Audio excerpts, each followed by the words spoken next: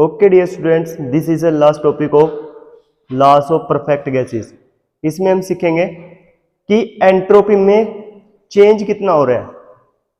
तो ये general expression है for the change in entropy of a perfect gas. जो आपके पास आइडियल गैस है उसके पॉइंट ऑफ व्यू में पहले तो आपको ये टॉपिक का मतलब ही पता होना चाहिए कि सर एंट्रोपी होती क्या है। बाद में सीखेंगे कि एंट्रोपी में चेंज कितना होता है। जो एंट्रोपी होती है इसकी हेडिंग डाल सकते हो आप, एंट्रोपी को हम इंडिकेट करते हैं एस से। एंट्रोपी होती है हीट का एडिशन या हीट का rejection with respect to time taken. जो हमारे पास फैक्टर आता है उसको कहते हैं एंट्रोपी, यानी change of heat with respect to absolute temperature. Change of heat with respect to absolute temperature is called entropy. याद रह जाएगी बात। अगर आपके पास सपोज कीजिए ये एक सिस्टम है, इस सिस्टम ने आपने हीट ऐड की है, तो एंट्रोपी के ऊपर क्या इफेक्ट पड़ेगा। अगर इस सिस्टम में आपने हीट को ऐड किया है तो एंट्रोपी के ऊपर क्या इफेक्ट पड़ेगा, एंट्रोपी में क्या होगा। तो एंट्रोपी में कुछ नहीं होगा, जैसे ही हीट को ऐड किया है तो एंट्रोपी इंक्रीज हो जाएगी। जैसे ही हीट को सब्ट्रैक्ट किया तो एंट्रोपी डिक्रीज हो जाएगी। हाँ या ना, क्योंकि एंट्रोपी बेसिकली किसके ऊपर डिपेंड कर रही है, हीट के with respect to absolute temperature. जैसे ही हीट इंक्रीज हुई है वैसे ही एंट्रोपी भी इंक्रीज होगी। जैसे ही हीट डिक्रीज हुई है वैसे ही एंट्रोपी भी डिक्रीज हो जाएगी। ये कल क्वेश्चन पूछा जाएगा और आपके तोते उड़ जाएंगे। एमसीक्यूज की फॉर्म में ये क्वेश्चन पूछा जाएगा। ठीक है, अब हम ये सीखते हैं कि इस एंट्रोपी में कितना चेंज आया है। इस एंट्रोपी में कितना चेंज आया। तो जब चेंज आता है तो चेंज निकालते कैसे हैं। किसी में भी जब चेंज आता है तो निकालते कैसे हैं। सर चेंज निकालते हैं final state to initial state में अगर डिफरेंस का पता चल जाए तो ये ही कहलाता है हमारे पास कि इतना चेंज आ रहा है। यानी अगर मैं एंट्रोपी के पॉइंट ऑफ व्यू से बताऊं तो एंट्रोपी में कितना चेंज आएगा। एंट्रोपी में अगर चेंज आप निकालते हो तो कैसे निकलेगा, final entropy minus initial entropy. इसी को आप कहोगे चेंज इन एंट्रोपी। एंट्रोपी में कितना चेंज आया, हाँ या ना। तो इसको कहेंगे फाइनल स्टेज के ऊपर कितना है माइनस इनिशियल स्टेट के ऊपर कितना है। ठीक है, ये होगा आपके पास चेंज इन एंट्रोपी। अब इसके लिए हमारे पास क्या क्या जरूरत होती है। इनिशियल कंडीशन के ऊपर, इनिशियल स्टेट के ऊपर प्रेशर, वॉल्यूम, टेम्परेचर और एंट्रोपी आपके पास होना चाहिए same as it is. Final stage के ऊपर भी आपके पास यही पैरामीटर होने चाहिए। ठीक है, लेट अस सी। जैसे कि मैं ये बताने की कोशिश कर रहा हूं, आप समझने की कोशिश करना।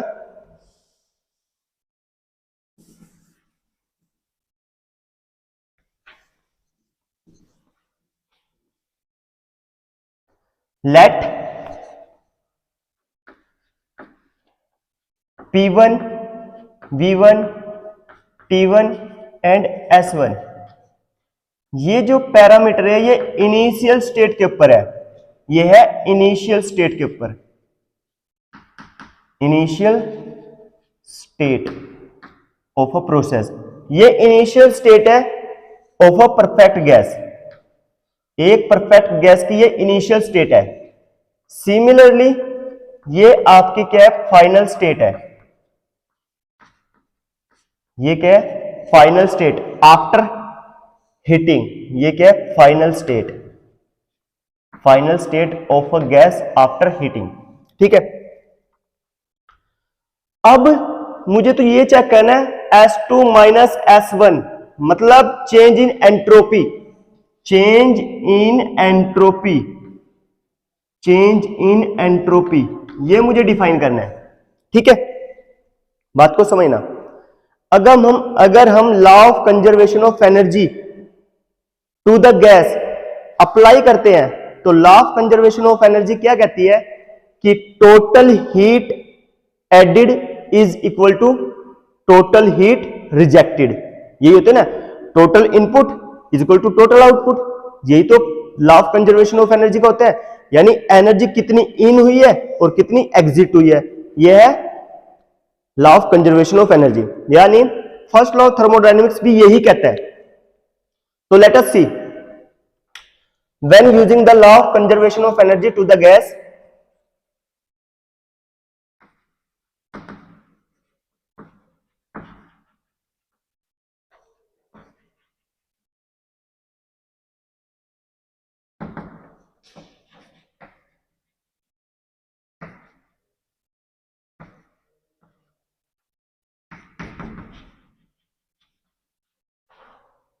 then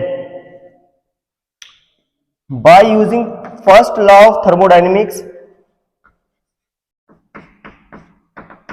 क्या कहते हैं, total heat added is equal to total heat rejected. यानी जितनी एनर्जी इन हुई है उतनी ही एनर्जी आउट हो जाएगी।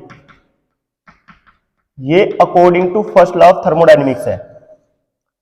हीट किसके बराबर होगी, टोटल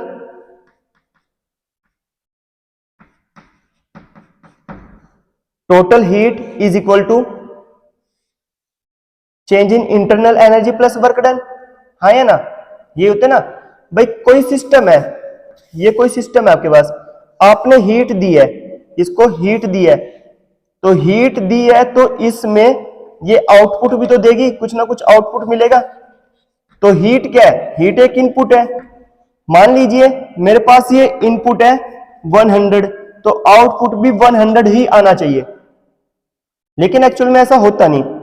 कोई भी ऐसी कोई परफेक्ट मशीनरी नहीं है जो आपको इनपुट के इक्विवेलेंट आउटपुट दे, यानी 100% एफिशिएंसी तो कोई भी नहीं देती। ठीक है, मान लीजिए इसने जो आउटपुट दिया है वो 90 दी है, लेकिन मेरे पास फर्स्ट लॉ ऑफ थर्मोडायनेमिक्स से कहते हैं जितनी इनपुट है उतनी ही आउटपुट होनी चाहिए, लेकिन आउटपुट यहां पे 90 है, तो बाकी कितना हो गया, एरर आ गया। कितना आ गया, एरर। और ये जो एरर है इंटरनल एनर्जी, ये इस सिस्टम ने काम करने में काम किया, जैसे इसने वर्क किया है तो वहां पे खर्च होगी, कितनी खर्च होगी, 10। ठीक है, तो यानी ये जो टोटल हीट है ये किसके बराबर होगी, internal energy plus work done के। वर्क डन तो 90 हुआ है, तो वर्क डन के बराबर होगी। ये चीज मैं बात समझाने की कोशिश कर रहा हूं, आपको आई थिंक बात समझ आ गई होगी।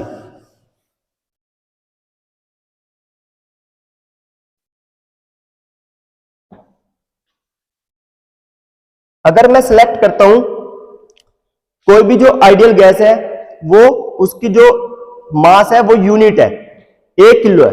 ठीक है, at a small level, at अ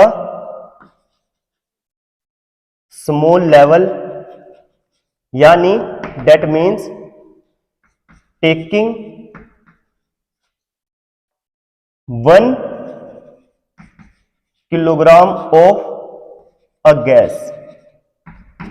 अगर मैं 1 किलोग्राम ऑफ गैस सेलेक्ट करता हूं तो ये छोटा लेवल है, छोटे लेवल पे ये क्या होगी, ये भी छोटा हो जाएगा, Q is equal to change in internal energy plus work done. ठीक है, तो कितना चेंज आया है इसमें, तो ये वही तो है जो ये चीज है, बस इसको क्या किया, ये बिगर लेवल पे है और ये स्मॉल लेवल पे है। ठीक है, तो यानी जो टोटल हीट है वो किसके बराबर होगी, change in internal energy plus work done के।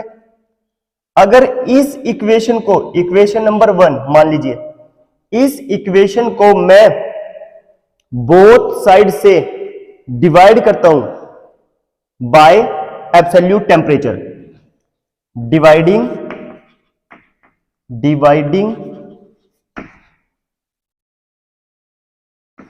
the above equation by absolute temperature, then dq is represented by this form.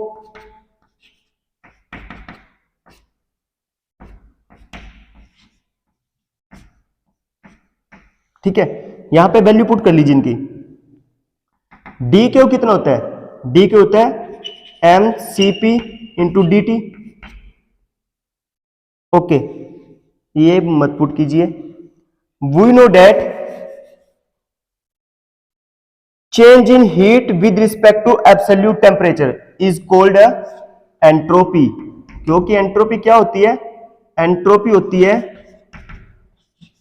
Change of heat with respect to absolute temperature is called entropy. तो sir ये तो entropy है, तो यहां पे put कर लीजिए D S. Change in internal energy CV into D T divide by T. क्योंकि चेंज इन इंटरनल एनर्जी किस क्या होती है, चेंज इन इंटरनल एनर्जी होती है M C V into D T. M क्या है, एक यूनिट है, 1 किलो ले रखा है, 1 किलो, तो 1 लगाओगे तो 1 लिख लीजिए, तो 1 मल्टीप्लाई करोगे तो यही रिजल्ट आएगा, CV into D T. Is that clear? तो CV into D T divide by T. Work done, work done किसके बराबर होगा, आर इंटू डी टी। क्योंकि जो वर्क डन होता है वो किसके बराबर होता है, दिस वन, और दिस वन किसके बराबर होता है, M R into D T. और यहां पे एम क्या है, 1 किलो है, तो यहां पे आ गया आर इंटू डी टी, और डिवाइड बाई टी है तो टी पुट कर दीजिए। नाउ जो ये आपके पास आया है चेंज, कितना आया है, इस इक्वेशन के इक्विवेलेंट आया है। ठीक है sir, by using ideal gas equation from ideal gas equation, ideal gas equation क्या कहती है, आइडियल गैस इक्वेशन कहती है कि PV is equal to R T होता है ना, for unit mass of gas. PV is equal to M R T होता है ना, एम क्या है, यूनिट मास है, तो 1 किलो है, तो 1 किलो लगाओ या लगाओ, तो आर यहां पे देखिए, ये था आपके पास P इंटू डीवी, इसको मत पुट कीजिए। तो वर्क डन क्या होता है, P इंटू डीवी, तो P इंटू डीवी ही लिखिए आप, P इंटू डीवी ही लिखिए।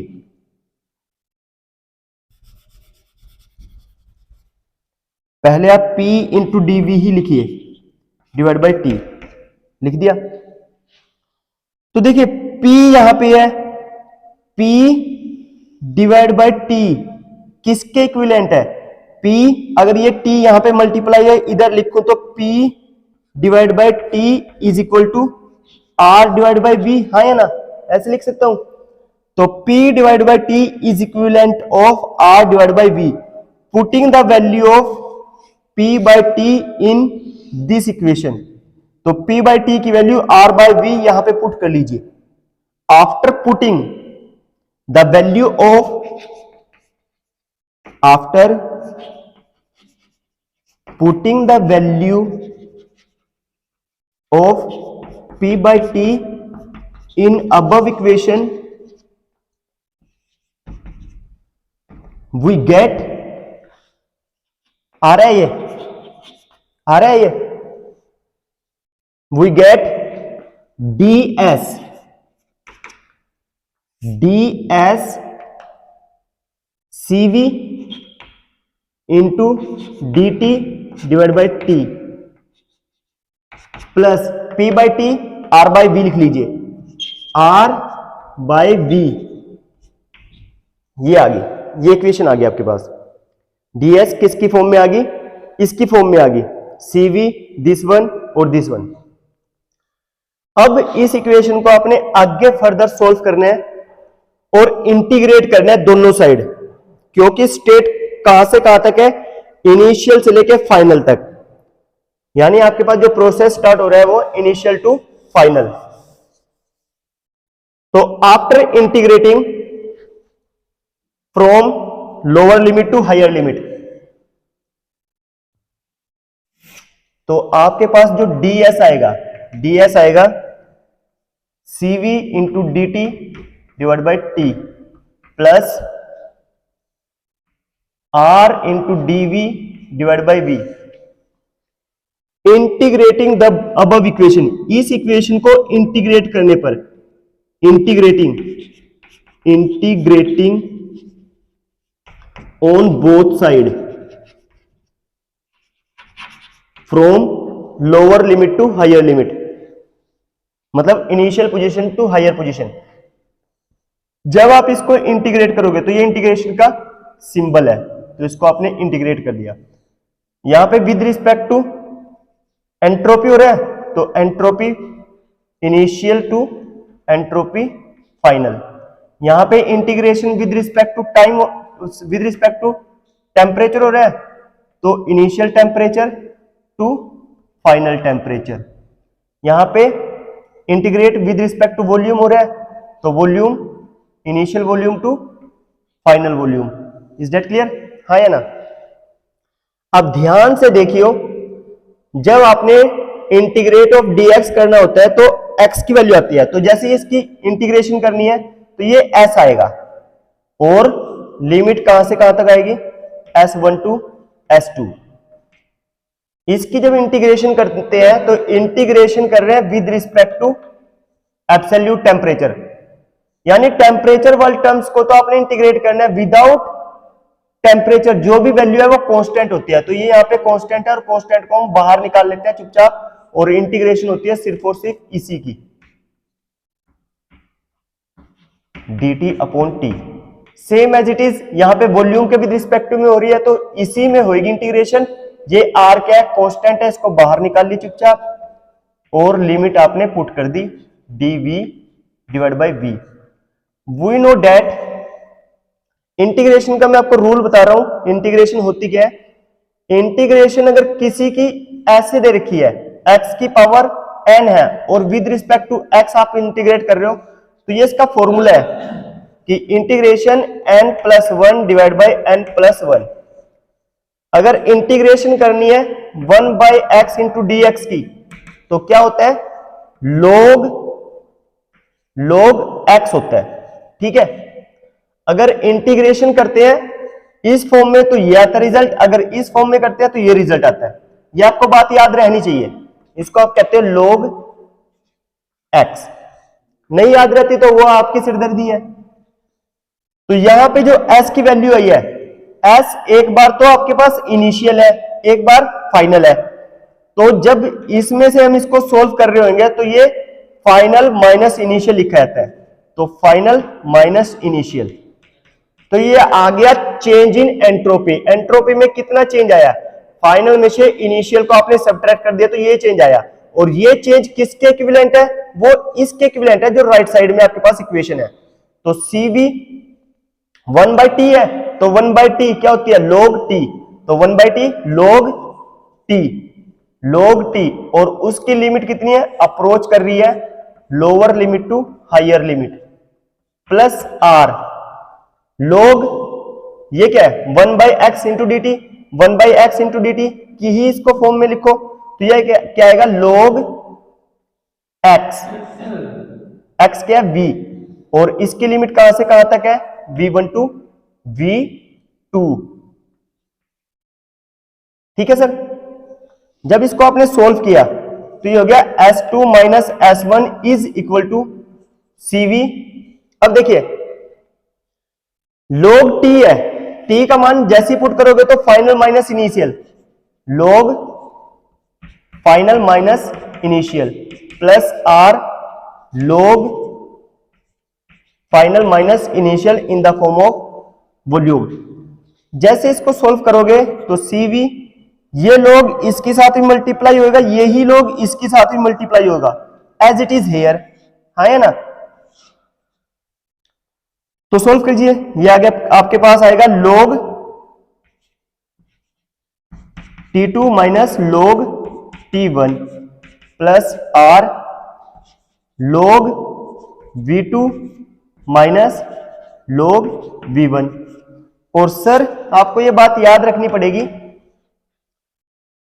कि अगर आपके पास log x इंटू वाई की फॉर्म में है तो इसको करते हैं log x plus log y। अगर आपके पास log x divide by y की फॉर्म में, अगर मल्टीप्लाई है तो एडिशन आएगा, अगर डिवीजन है तो सब्ट्रैक्शन आएगा। log x minus log y, अगर इस फॉर्म में लिखा हुआ है log x प्लस y तो माइनस आता है, पहले log x minus log y। अगर मल्टीप्लीकेशन की केस में है तो पहले log x plus log y। अब यहां पे आप चेक कर लीजिए कि इन दोनों फॉर्म में से किस फॉर्म में दे रखा है, इस फॉर्म में दे रखा है। क्यों? क्योंकि माइनस दे रखा है log t2 minus log t1, तो ये माइनस वाला, तो कैसे लिख सकते हैं log x divide by log y, तो इसको ऐसे लिख सकते हैं cv log x, x क्या है t2 divide by t1 plus r log v2 divide by v1। तो जो ये आपके पास इस एक्सप्रेशन में देखने को मिला कि परफेक्ट गैस में जो एंट्रोपी के अंदर चेंज आया वो किस टर्म में आया, वो टेम्परेचर और वॉल्यूम की टर्म में आया। This equation gives the result of change in entropy in term of temperature and volume. तो ये जो इक्वेशन है, इक्वेशन नंबर मान लीजिए इसको, आपने यहां पे कहीं नाम दिया है किसी इक्वेशन को, 1 2 1 दे रखा है, चलो इसको 2 ले लीजिए, ये है आपके इक्वेशन नंबर 2, ठीक है। तो इसके अंदर चेंज इन एंट्रोपी जो आया ना in term of temperature and volume की टर्म में आया है, ठीक है, बात याद रहेगी। अब देखिए, अगर मैं कैरेक्टरिस्टिक गैस इक्वेशन यूज करता हूं फ्रॉम अप्लाइंग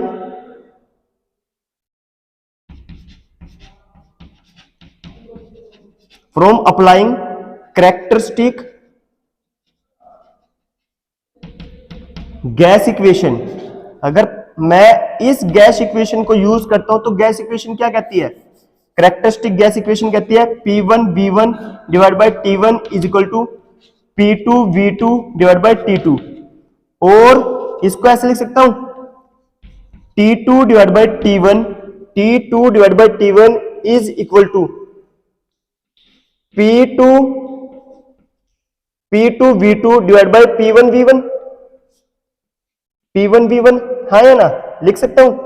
तो ये आपके पास प्रेशर और ये आपका वॉल्यूम, ठीक है। मैं यानी जो एब्सोल्यूट टेम्परेचर की रेशियो है फाइनल टू इनिशियल, वो किस फॉर्म में है, इस फॉर्म में मैं लिख सकता हूं इस रिलेशन से, by using the characteristic gas equation. एक बार मैं यहां पे वैल्यू पुट करूंगा टेम्परेचर वाली, एक बार वैल्यू पुट करूंगा वॉल्यूम वाली। तो first of all we putting the value of absolute temperature, इसकी वैल्यू अगर ये उठा के सारी इसकी जगह फिट कर दूं, इसकी वैल्यू ये उठा के यहां पे फिट कर दूं तो कर सकता हूं ना। तो this change in entropy becomes in the new equation this one C1 log putting the value of this one from here. तो ये जो वैल्यू है ये इसके इक्विवेलेंट है, और ये वैल्यू उठा के यहां पे पुट कर दो तो मैं ये ऐसे लिख सकता हूं या नहीं लिख सकता, P2 divide by P1 into V2 divide by V1, लिख सकता हूं या नहीं लिख सकता, पहले आप ये बता दीजिए।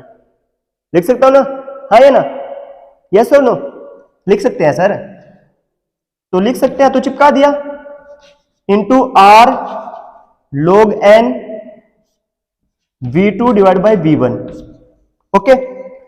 अब देखिए इसको घूर घूर के देखिए, ये log x इंटू वाई, ऐसे पढ़िए log x इंटू वाई, तो log x इंटू वाई है, मल्टीप्लीकेशन के केस है, जब मल्टीप्लीकेशन का केस होता है तो क्या करते हैं, ऐड कर देते हैं, यानी log x into y, log x into y है तो log x plus log y, है ना। तो इसको ऐसे लिख सकते हैं बाय यूजिंग दिस, अगर इसको आप यूज कर रहे हो by using this becomes log P2 divide by P1 plus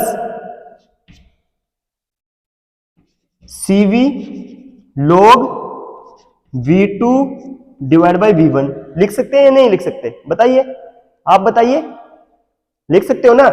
अगर सर मैं इसी चीज को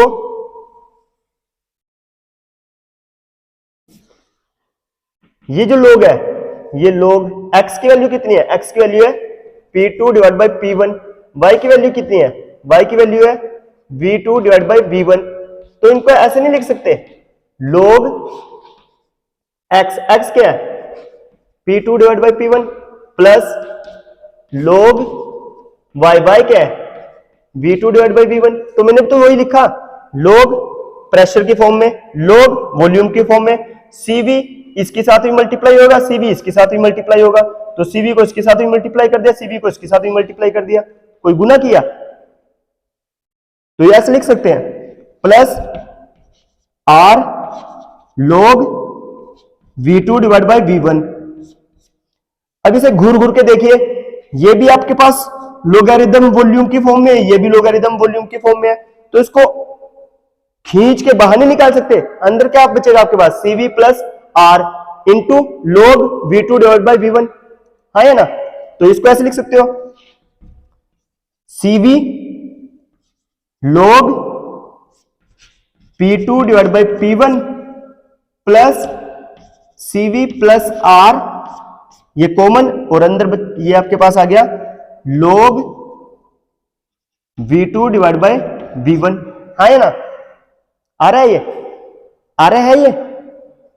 अरे ये आ रहा है,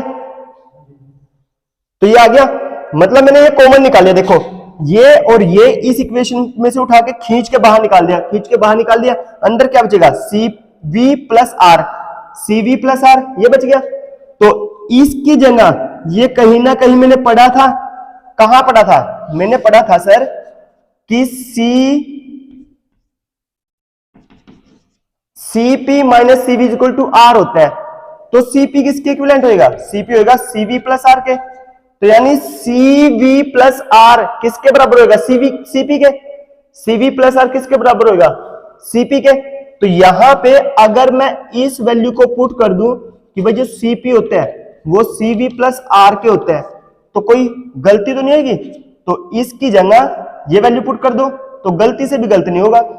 therefore change in entropy becomes, किस फॉर्म में आ गई?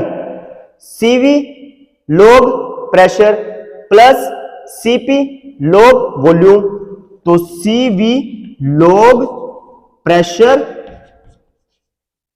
Plus CP log volume. तो यहां पे आपके पास जो चेंज आया है वो किस फॉर्म में आया है? कौन सी टर्म्स है? प्रेशर और वॉल्यूम की टर्म्स में आया है। यहां पे किस फॉर्म में आया था? यहां पे आया था आपके पास टेम्परेचर एंड वॉल्यूम की फॉर्म में।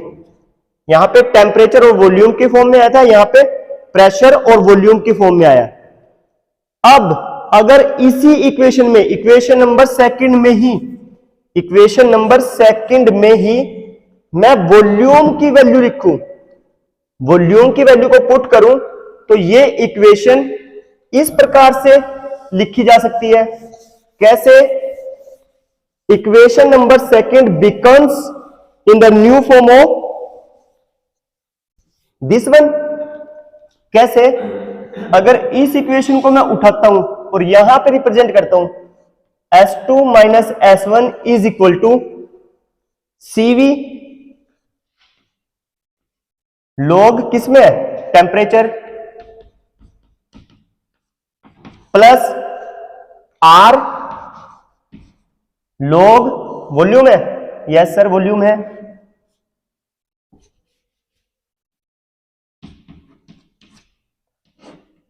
तो ये equation number 2। Now applying characteristic gas equation, जैसे मैं कैरेक्टरिस्टिक गैस इक्वेशन अप्लाई करता हूं, applying again characteristic gas equation, characteristic gas equation जैसे मैं अप्लाई करता हूं तो ये क्या होती है? P1 V1 divide by T1 is equal to P2 V2 divide by T2। अब मैं वॉल्यूम की वैल्यू पुट कर रहा हूं यहां पे, तो वॉल्यूम की value V2 divide by V1 और V2 divide by V1 is equal to P1 divide by T1 into T2 divide by P2। हाँ है ना, ये डिवाइड है जाके मल्टीप्लाई, तो मल्टीप्लाई हो गया, ये यहां पे मल्टीप्लाई है इधर आके डिवाइड, तो डिवाइड चिपका दिया। तो यानी P1 divide by P2, T2 divide by T1, तो इनको ऐसे लिख लो, P1 इसी के नीचे चिपका दो, ओ सॉरी P2 और इसके नीचे T1 लिख सकते हैं ना, तो मैंने लिख दिया। Now putting the value of volume in this equation, then this equation becomes in the form of, जैसे मैं बोल रहा हूं उस बात पे ध्यान रखना, तो इसकी वैल्यू मैं यहां पे पुट कर रहा हूं, तो पुट करने के बाद ये इक्वेशन इस प्रकार से चेंज होगी। कैसे?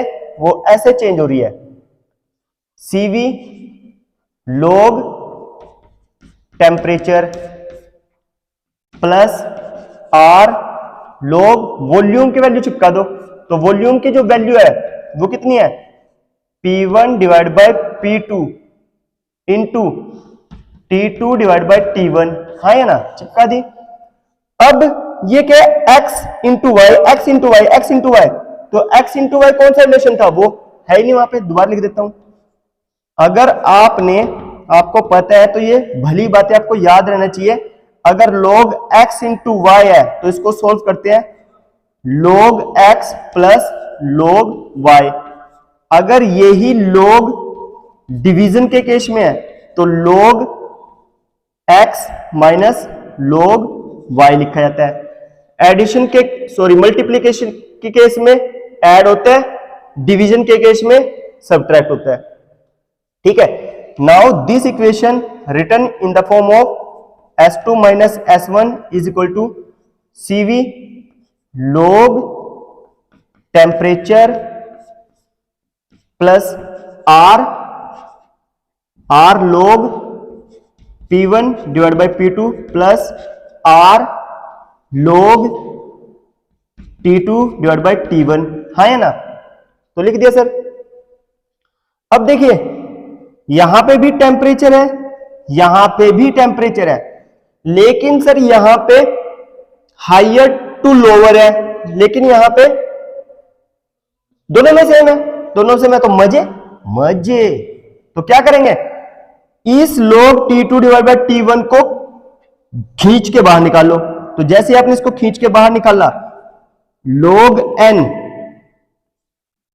T2 डिवाइड बाई T1 को निकाला बाहर, तो अंदर क्या बचा, अंदर बचा CV प्लस R प्लस ये जो टर्म है पीछे चिपका दो, पीछे चिपका दी, तो कितना हुआ, R log P1 divide by P2। अब ध्यान से देखियो, ये जो टर्म आई है CV प्लस R, इसको क्या लिख सकते हैं, by applying this equation, this equation, this rule, तो CV प्लस R को CP लिख सकते हैं।